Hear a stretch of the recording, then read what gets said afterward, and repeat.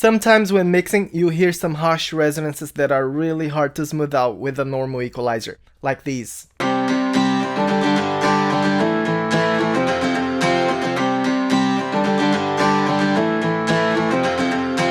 I don't know about you, but some frequencies in that acoustic guitar recording are super annoying to me. So distracting, I can't keep mixing the song. So here's what I did to solve that problem.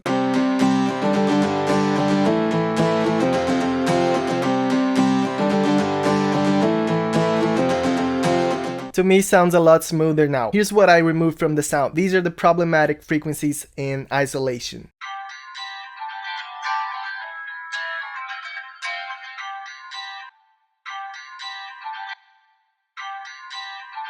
Nasty, right? By the way, I'm Thales, pop music producer, and that kind of stuff is a pain to fix with the regular equalizer because I'd have to cut some frequencies that are really important to that guitar's timbre. I couldn't just cut the bad frequencies when they happen. I'd have to cut the range for a longer time than what I need. So my favorite solution is this Dynamic Equalizer DSEQ3 by TB Pro Audio. Of all the tools I've tried to this day, it's the most precise and it costed me less than $100. So not only a great plugin, but also good pricing. The link to their website is in the description below in case you're interested. And this video is not sponsored, by the way, this is just my opinion. So how does this work? It's pretty simple actually. On the left side, you have the controls of a normal compressor, except it works in a spectral way. So it treats each frequency more or less independently according to the value you set up in the selectivity control. The more selectivity, the more independent each frequency will be treated, which is amazing to target only those very specific harsh resonances. The slope control determines whether this plugin will focus more on the low frequencies or high frequencies. You can kind of tilt the emphasis from the left side to the right side of the spectrum.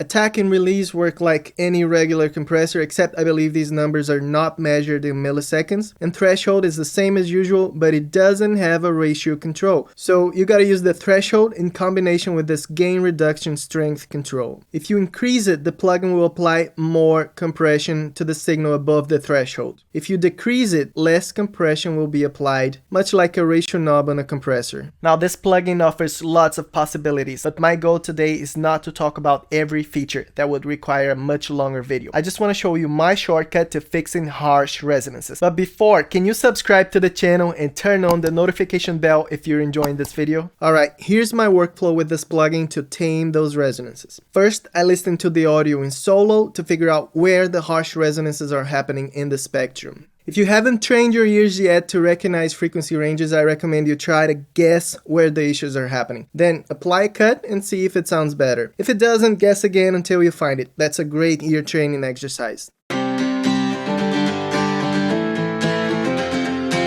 Nope.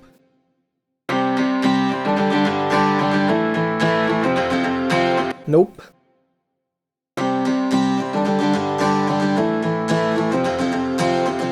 Yep, that's it. Once I figure that out, I delete the equalizer and load DSEQ in the channel. Then I use these EQ bands to draw some kind of band pass around the area I want to fix. This will make sure this plugin only affects that frequency range. Once those frequencies have been isolated, I start adjusting the compressor settings, threshold, attack, release, and gain reduction until I'm starting to hear an improvement. Then I turn on Delta Monitor, which is a fantastic feature that allows me to hear just the frequencies I'm getting rid of.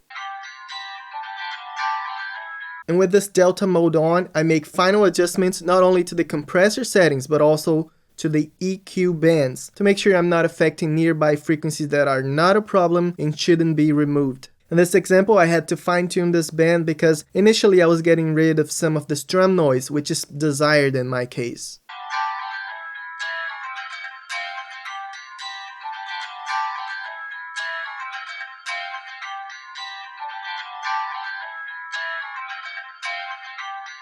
I didn't want to lose that transient sound from the strumming, so I had to narrow this band a little, and now I feel like I'm getting only the unwanted frequencies, so the resonance taming task on this acoustic guitar is done, and I'm ready to mix it with the rest of the instruments. Now what if I also need to clean up some drum samples, maybe some kick drum that has some weird artifacts on its decay? Then my favorite tool for that task is a multi-band gate, and I'll show you exactly how I do it in this video.